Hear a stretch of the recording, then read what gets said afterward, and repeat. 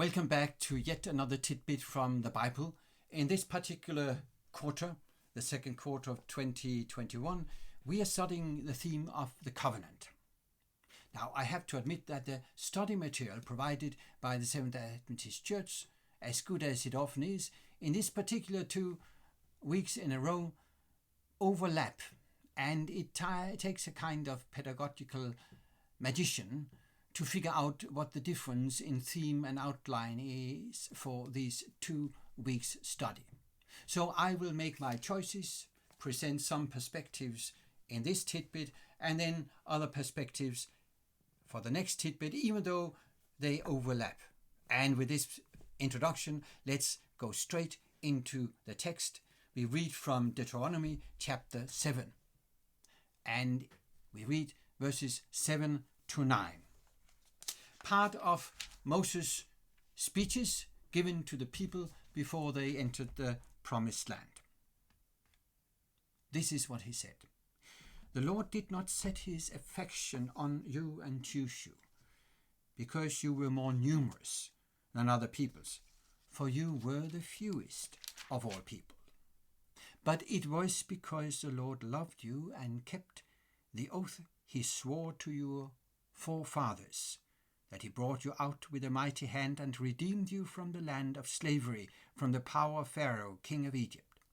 Know therefore that the Lord your God is God. He is the faithful God, keeping his covenant of love to 1,000 generations, and those who love him and keep his commands.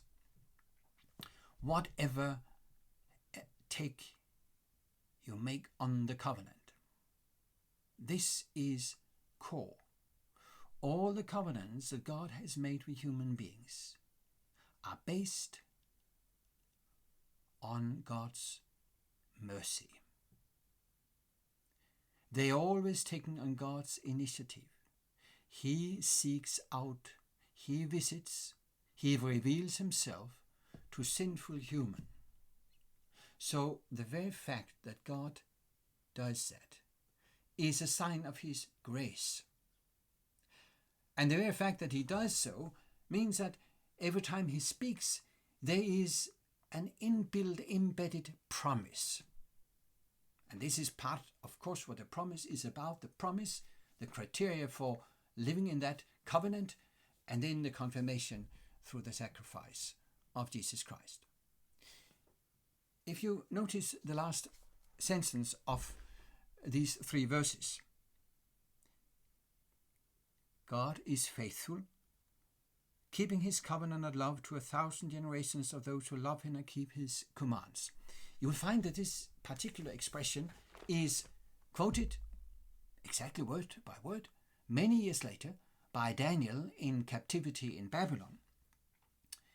In Daniel chapter 9, we have a long prayer recorded by Daniel, and in verse 4, notice what he says.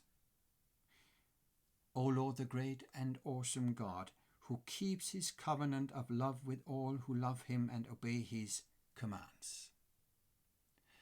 And just like in Deuteronomy, Daniel points to the mercy of God as the motivation. When he, at the end of his prayer, reaches the climax of supplications and petitions, we read in verse 18, Give ear, O God, and hear. Open your eyes and see the desolation of the city that bears your name. We do not make request of you because we are righteous, but because of your great mercy. All God's covenants, whether with Abraham, Noah, or with Israel, or with you and me, are based on his mercy. Not on our merits, but on his mercy. Not on our righteousness, but on his righteousness. Not on our achievements, but on his love. This is core for all the laws and the covenant that contains these laws. So let's look at what the law entailed. I spoke about it in the last tidbit. Let me summarize. In the covenant with Israel in the Old Testament, you had different kinds of laws. You had ceremonial laws, or the laws that were related to the sacrificial system and the service in the tabernacle, later the temple. Then you had laws that concerned the social life of Israel, life for agriculture and ecology, laws for ecology, laws for all ways of living together. These were laws for a theocracy. Finally, you had the moral law of the Ten Commandments. Don't get it wrong.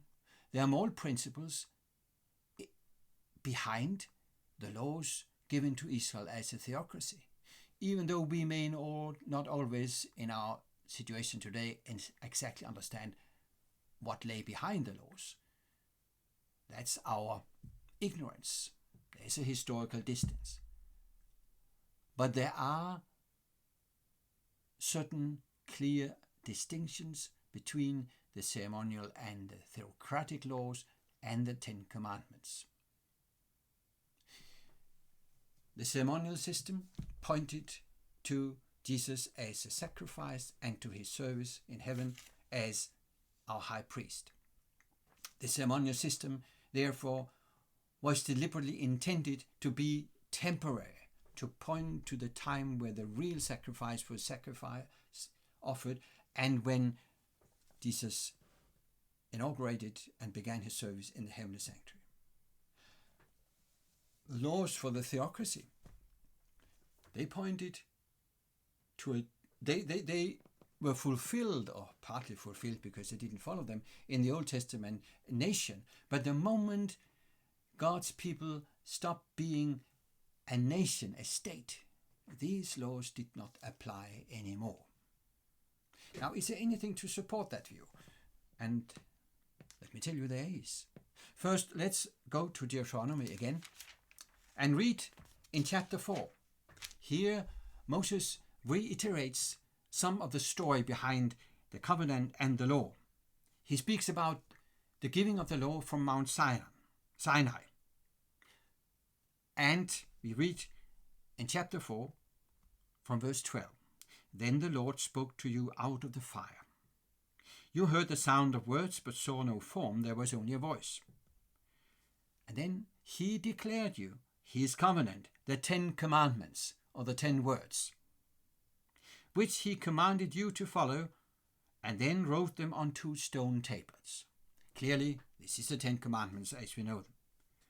But then in verse 14, and the Lord directed me at that time to teach you the decrees and laws you are to follow in the land that you are crossing Jordan to possess. So there are 2 types of laws here. The laws that God spoke directly from Mount Sinai, and the laws that he gave via Moses to the people. This is not the only place you find such a distinction. If we move to Nehemiah, there's a less known text that makes the same distinction between the 10 commandments and all other laws. In chapter 9 in Nehemiah, we have a long and beautiful prayer. Also, this prayer summarizes part of the history of Israel. And we read in verse 13 and 14. You, speaking to God, you came down on Mount Sinai. You spoke to them, that is a people, from heaven. You gave them regulations and laws that are just and right, and decrees and commands that are good. And then in verse 14, you made known to them your holy Sabbath and gave them commands, decrees, and laws through your servant Moses. Now, this is a poetic prayer. Hebrew poetry is remarkable for its parallels. And in verses 13 and 14 here in Nehemiah 9, you have a parallel. The first part of each of the verses match each other, and the second part matches each other. Listen again. First part of chapter 9, verse 13. You came down on Mount Sinai, you spoke to them from heaven. This is what God spoke directly.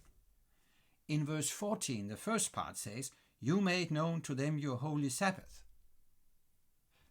This is what he spoke from Mount Sinai. The Sabbath is part of the 10 commandments. But the second part of these two verses, they mention another set of laws. You gave them regulations and laws that are just and right. And in verse 14, you gave them commands, decrees, and laws through your servant Moses.